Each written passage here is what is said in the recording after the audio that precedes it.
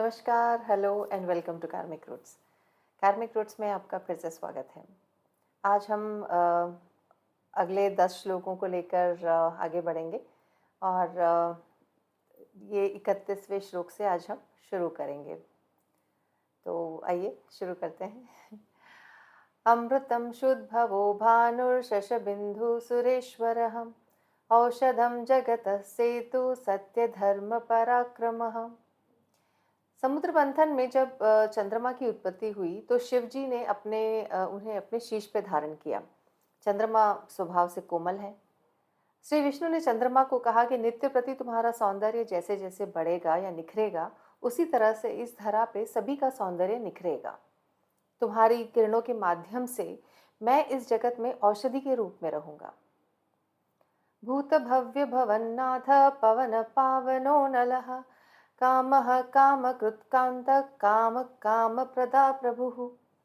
यानी श्री विष्णु ही भूत यानी पास्ट है, प्रेजेंट है और फ्यूचर है। वो सबकी प्रार्थनाओं का सार भी है और आधार भी है। श्री विष्णु कहते हैं कि मैं ही सेतु बनकर दो लोगों के बीच की दूरी को कम करूंगा, इहलोक और परलोक। वही सबके जीवन में कष्ट या सीख लेकर आते हैं, वही दंड भी देते हैं और वही संभालते भी हैं, बिल्कुल माता की तरह। श्री विष्णु ही पवित्र पावन है और वो श्वास रहित है और श्वास पूर्ण भी है। श्री विष्णु ही भक्तों के असीमित डिजायर्स यानी कामनाओं और वासनाओं का दमन करते हैं, वरना इच्छाओं का समंदर में मनुष्य पागल हो उठेगा। क्योंकि इच्छाओं और वासनाओं को रक्त बीज कहा गया है। एक पूरी होती है और 100 और जन्म ले लेती है, तो इंसान उसी घेरे में फंसा हुआ रहता है। और धरती तो माया नगरी है ही। ईश्वर सब कुछ एक पर्दे के पीछे बैठकर देख रहा होता है कि मनुष्य इस मायावी संसार में अपनी इच्छाओं या अपनी वासनाओं की पूर्ति के लिए क्या क्या छल कर रहा है। और तो जो उनके सच्चे भक्त हैं वो भी इस मायावी संसार में या मायावी जाल में फंस जाते हैं, पर श्री विष्णु उन्हें इस संसार में कमल का एक रूप दे देते हैं ताकि वो अच्छे बुरे मायावी और अटल स्वरूप को जान पाए, पहचान पाए, उससे अलग होने की क्षमता बना पाए। ऐसा नहीं है कि वो इच्छाओं की पूर्ति नहीं करते, ज़रूर करते हैं, पर उन इच्छाओं की निरर्थकता को भी उसका भी भान करा देते हैं कि ताकि हमारे हाथ से कोई पाप ना हो जाए बेसिकली। युगाधिकृत योगावर्तो नैकमायो महाशनः अदृश्यो व्यक्त रूपश्च सहस्रचिदांतजित। यानी श्री विष्णु ही समय है और समय के अनुसार ही वो सब युगों को जन्म देते हैं, उनको क्रिएट करते हैं, जैसे कि सतयुग, त्रेता, द्वापर और कलयुग। और वही माया के संसार को जन्म देकर फिर कल्प के अंत में वो उसका भक्षण भी करते हैं, इस संसार को खुद में समा लेते हैं। वो किसी के भी ज्ञान की पराकाष्ठा से कई ऊपर हैं और कई हजार करोड़ देवता भी उनकी शक्ति के आगे फीके हैं। वो अनंत जित है, यानी हर प्रकार की शक्ति से जीते हुए। इष्टो विशिष्ट शिष्टेत शिखंडी नहुषो वृषः क्रोधः क्रोधकृत्कर्ता विश्वभूर्मभरीधरः। यानी श्री विष्णु सभी के प्रिय हैं। वो प्राण बनकर सब में बसते हैं और ज्ञानी मनुष्य तो उनको सर्वप्रिय हैं और वो ज्ञानियों को सर्वप्रिय हैं। शिखंडी यहाँ पर इसका अर्थ है कि मोर का पंख, जिसे वो अपने क्राउन में लगाते हैं, अपने मुकुट में सजाते हैं, जिससे उनकी मोहकता कई कई गुना और बढ़ जाती है, जिससे वो गोपियों को रिझाते भी हैं। वो नहुष भी हैं, यानी माया से बांधने वाले।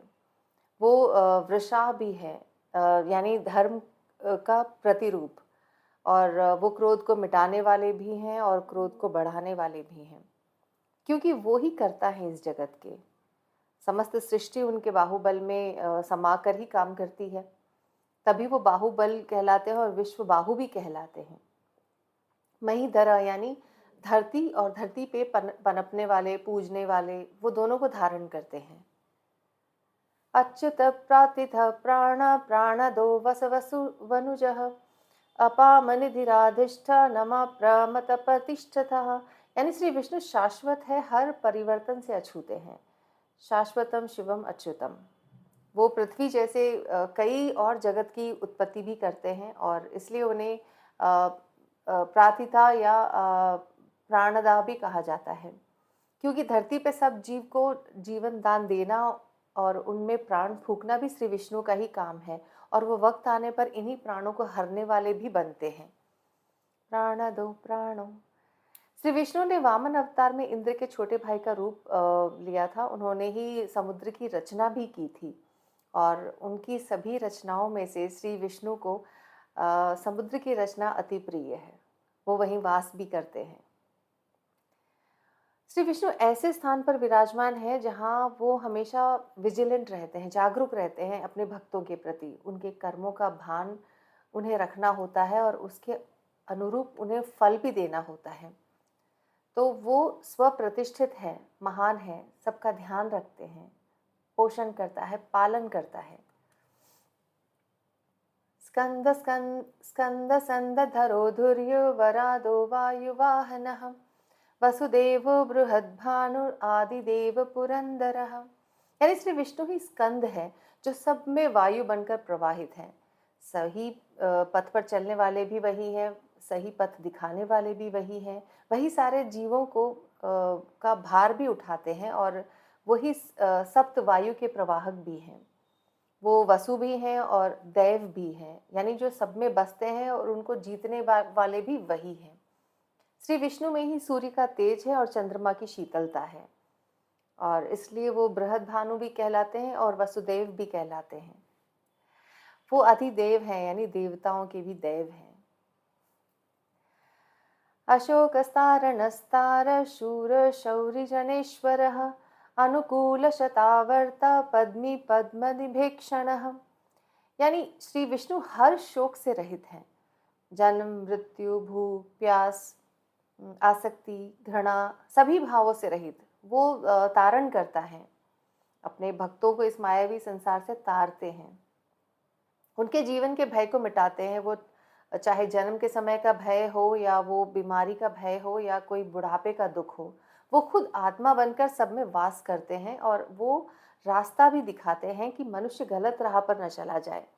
वो ही धर्म, अर्थ, काम और मोक्ष सबके ध्याता हैं। जो मनुष्य अपनी ही आत्मा के विरुद्ध जाकर काम करता है, उसे दंड देना भी श्री विष्णु का ही काम है। अपने कमल समान नयन और हृदय में वो सबके लिए समभाव रखते हैं, और भक्तों का प्रेम ही उन्हें बहुत ज़्यादा अति प्रिय है। वो उसी से बंधे हुए भी रहते हैं। पद्मनाभोरविंदाक्ष पद्मगर्भ शरीरभृत महारद्धि बुद्धो वृद्धात्मा महाक्षो गरुड़ध्वजः। यानी श्री विष्णु ही पद्मनाभ कहलाते हैं। उनकी नाभि गुलाबी कमल के समान है, और उनके नयन भी नील कमल के समान है, जो अध खुले हैं और जो बहुत ही सुंदर हैं।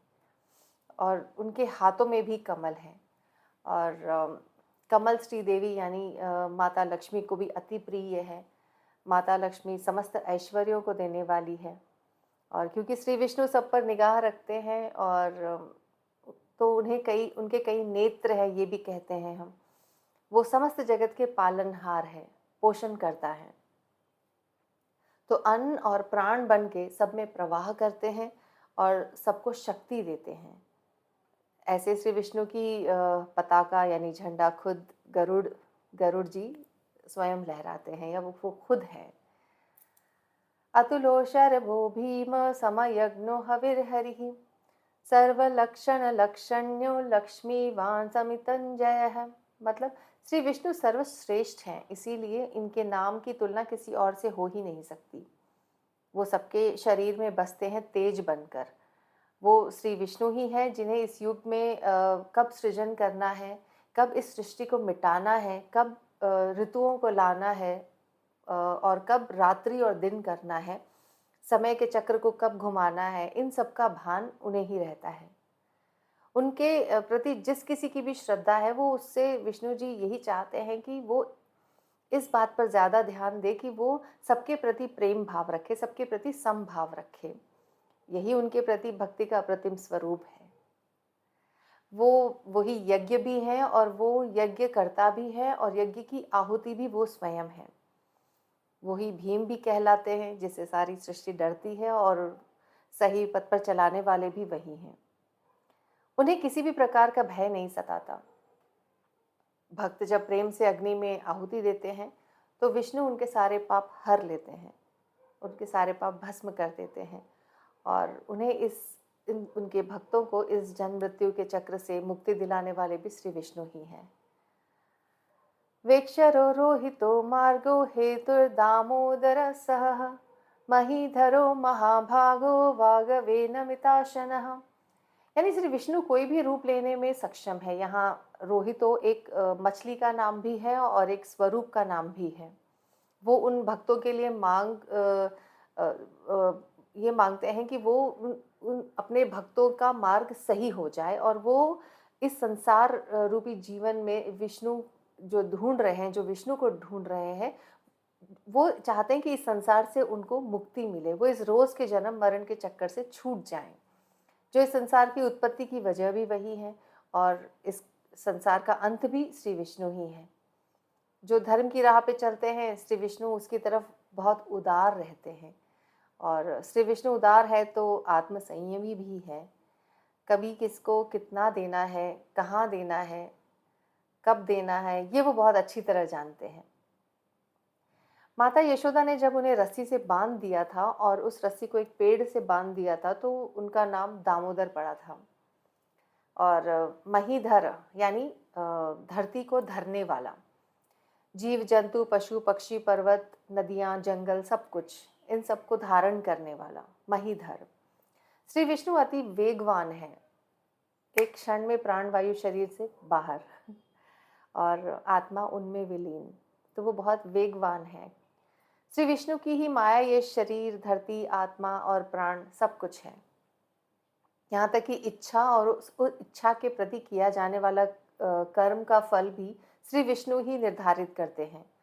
वो बुद्धि के दाता हैं, शक्ति के दाता हैं, कर्म प्रेरक हैं, पर कर्म के कर्ता वो जीव मात्र को बनाते हैं ताकि वो उसके स्वरूप उन्हें फल दे सके और इस संसार में मनुष्य फल भोग कर या तो वो इस दोबारा संसार में ना आए, यानी अपने कर्मों को काट ले, या फिर दोबारा इस संसार में आकर अपने बचे हुए कर्मों की पूर्ति करे और इस जन्म मृत्यु के फेर से छुटकारा पाए।